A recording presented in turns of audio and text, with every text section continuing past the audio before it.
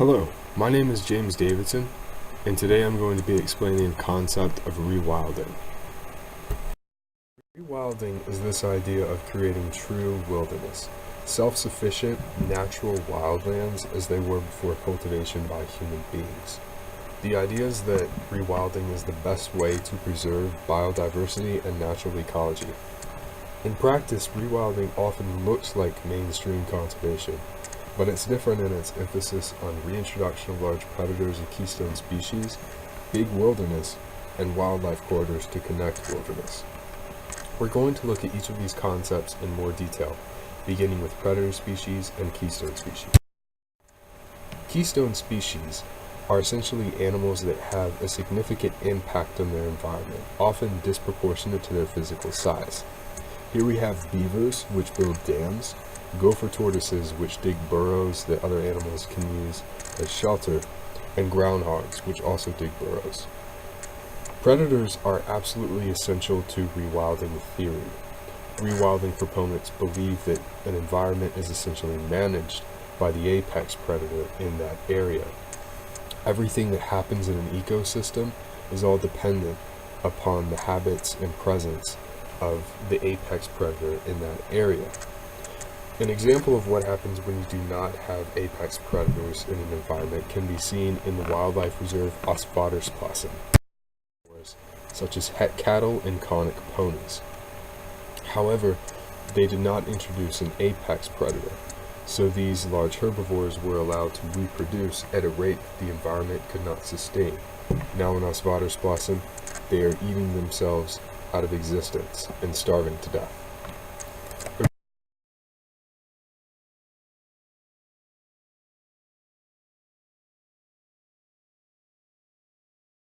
Of big wilderness can be seen in the Great Limpopo Transfrontier Park.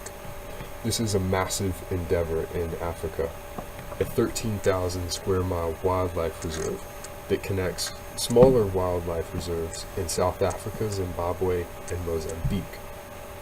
The borders between these nations were abolished so that large mammals could migrate and graze naturally. This is what proponents of rewilding call big wilderness. A good example of corridors can be seen in the Yellowstone to Yukon project. This is an initiative to connect wildlands from the Yukon Territory in Canada to Yellowstone National Park in Wyoming. The way proponents believe they can do this is by building wildlife corridors. Wildlife corridors are essentially anything that connect two wilderness together that wildlife can use.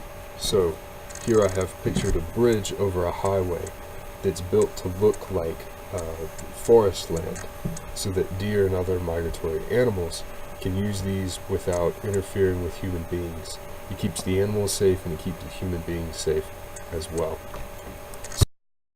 Of rewilding. What happens if this becomes reality? Well, for one, nature will heal and take care of itself.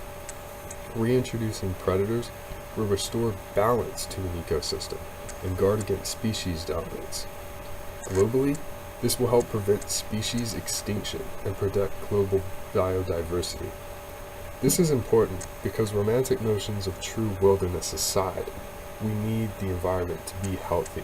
We need its resources and its benefits, such as oxygen production, clean water, and carbon dioxide absorption.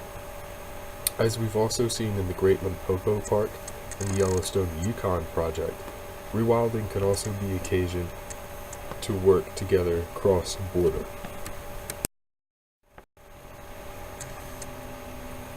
However, rewilding does come with its own problems. Fortunately, most of these are technical problems that are easily solved. For example, little knowledge of how rewilding actually affects the ecosystem is one obstacle. A possible way we can overcome this is simply careful research and gradual reintroduction of species. Another problem is the potential danger from predators.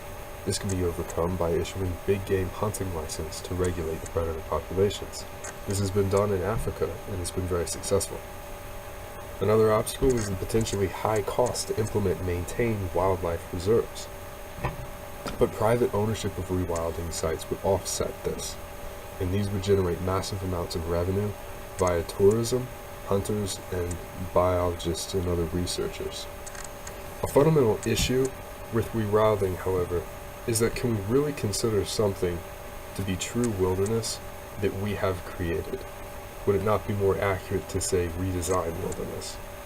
Nevertheless, I believe we should give rewilding a shot, not just for the animals, but for ourselves as well. We need the wild too. Thank you.